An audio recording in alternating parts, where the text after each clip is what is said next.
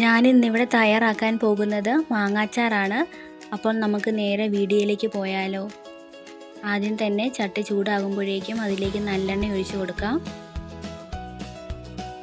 എണ്ണയൊന്ന് ചൂടായി വരട്ടെ. അപ്പോഴേക്കും നമുക്ക് കടുക് ഇട്ട് കൊടുക്കാം.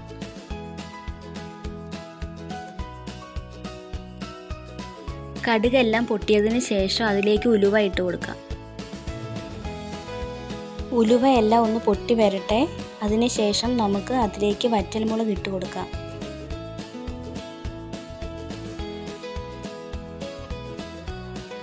ഇഞ്ചി ഇങ്ങനെ ചെറുതായിട്ട് അരിഞ്ഞതും കൂടി ഇട്ട് കൊടുക്കാം. വെളുത്തുള്ളി അരിഞ്ഞത് ഇടാം.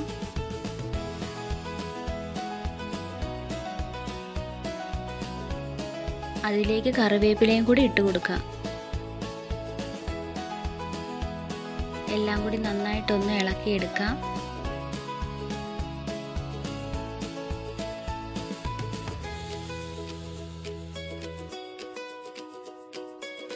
ചെറുതായിട്ടൊന്ന് കളറൊക്കെ മാറി വന്നിട്ടുണ്ട്. നമുക്കതിലേക്ക് പൊടികളൊക്കെ ചേർത്ത് കൊടുക്കാം. ആദ്യം തന്നെ മുളക് പൊടി ചേർക്കാം. 3 സ്പൂൺ മുളക് പൊടിയാണ് ഇവിടെ ചേർക്കുന്നത്.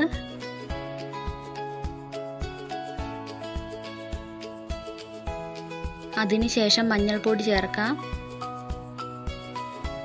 1/2 ടീസ്പൂൺ മഞ്ഞൾപ്പൊടി. എല്ലാം കൂടി നന്നായി ഒന്ന് ഇളക്കിയെടുക്കാം.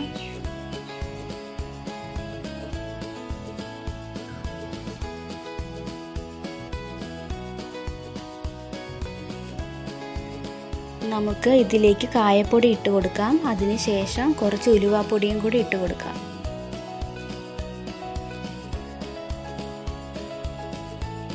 എല്ലാം കൂടി നന്നായി ഒന്ന് ഇളക്കിയെടുക്കാം.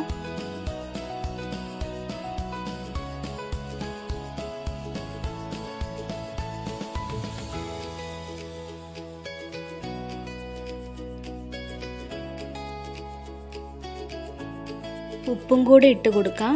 ആവശ്യത്തിനുള്ള ഉപ്പ്.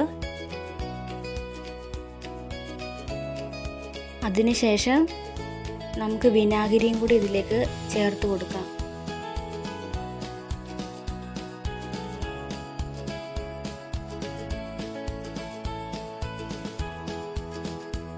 നന്നായി ഒന്ന് ഇളക്കിയെടുക്കാം. എന്നിട്ട് നല്ല തിളച്ച വെള്ളമാണ് ഇതിനകത്ത് ഒഴിക്കുന്നത്.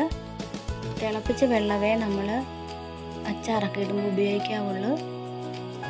വെള്ളം തിളപ്പിച്ചതിന് ശേഷം ഇതിലേക്ക് കുറച്ചൊഴിച്ചു കൊടുക്കാം.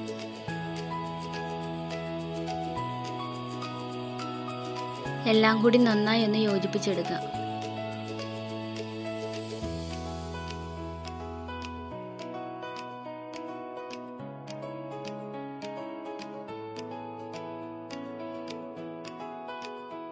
നന്നായിട്ട് തിളച്ച് വരുന്നുണ്ട്. തീ ഓഫാക്കിയതിന് ശേഷം നമ്മൾ അരിഞ്ഞു വെച്ചിരിക്കുന്ന മാങ്ങയിലേക്ക് ഇത് ഒഴിച്ചു കൊടുക്കാം.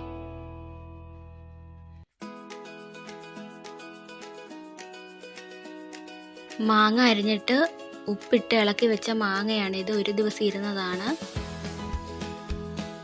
നന്നായി ഒന്ന് യോജിപ്പിച്ചെടുക്കുക എല്ലാം കൂടി.